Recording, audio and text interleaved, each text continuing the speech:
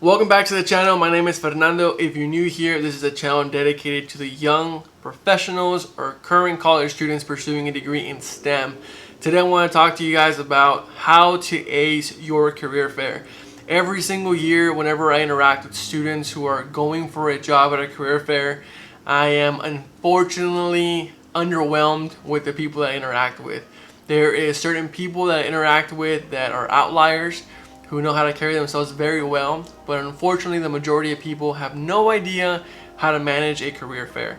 Today I want to share with you all 3 things you need to consider and prepare for when you go to a career fair. This year with 2020, things are going to be different being virtual, but I think these tips that I'm about to share with you are going to be instrumental regardless if it's in person or virtual. This information you need to know before you interact with any recruiter, whether that be again virtual or in person.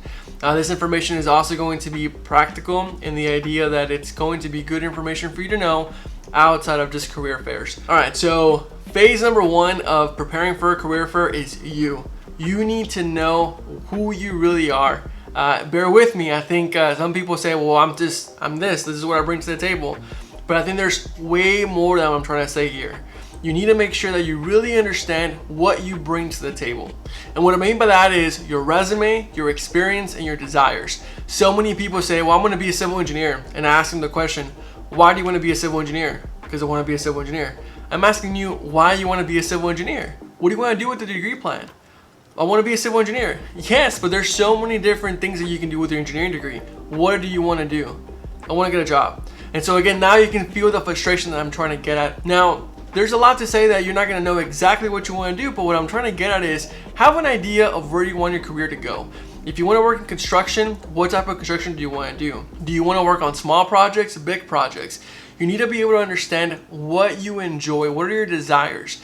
A civil engineering degree allows you to go into so many different categories: geotechnical, water resources, structures. And so when you understand what type of experience you have and what you bring to the table, now you can have a conversation with someone when they ask you, what do you want to do with your career? You can tell them, I want to have a civil engineering degree and I want to pursue construction and commercial development. I want to be able to be part of projects that are going to impact my community from a perspective of real estate. See, that question, that answer is what I'm looking for as a recruiter. So again, please know your resume, know your experiences, and know your desires. And when it comes to resumes, know exactly what you have on paper.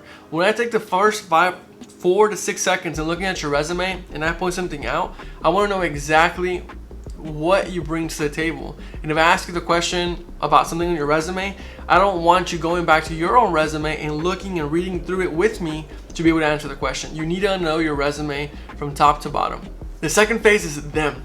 Who are they? What company are you trying to interact with? You really need to understand where and what they do. And what I mean by that is the programs, the projects, their services, the opportunities that they have for you available today. The worst thing that you can do is go to your recruiter and tell them, so tell me about your company. What do you guys do? From the beginning, I don't care if you have a 3.7 GPA. I'm not going to hire you. I'm not going to put your resume in the stack that I want to review because you did not take the time to understand what we do as a company.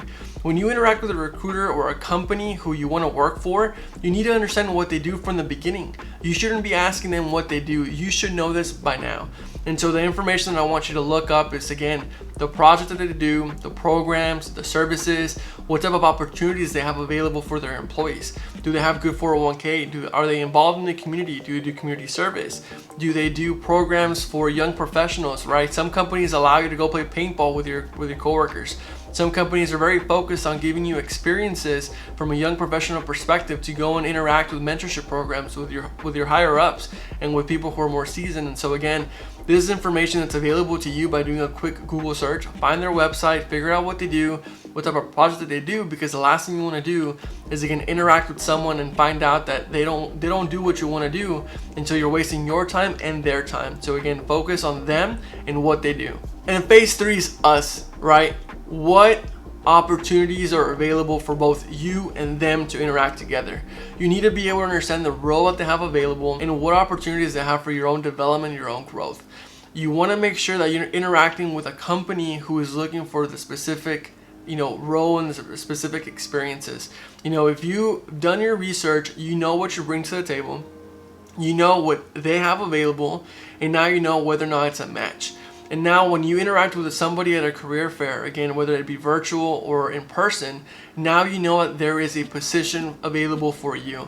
Now it's your time with this last phase to be able to interact with them and tell them, I see myself working for your company and doing these exact things. I know exactly what I bring to the table, and I know that whatever opportunities you have available, I fit that. I am the piece of the puzzle that you're missing for the available roles, right? And so again, when you think about it from that perspective, there is just a matter of whether or not it's a good cultural fit and whether or not you fit the mold of what they're looking for. And so it's important for you to really understand, what you bring, what they offer, and whether or not you guys can come together. And once you're able to do that, that's the last piece of the puzzle there, and being sure that you're acing the career fair. Again, I cannot urge you enough that you focus on understanding that there is so many different facets into interacting with somebody at a career fair. It's about you, it's about them, it's about both of you working together.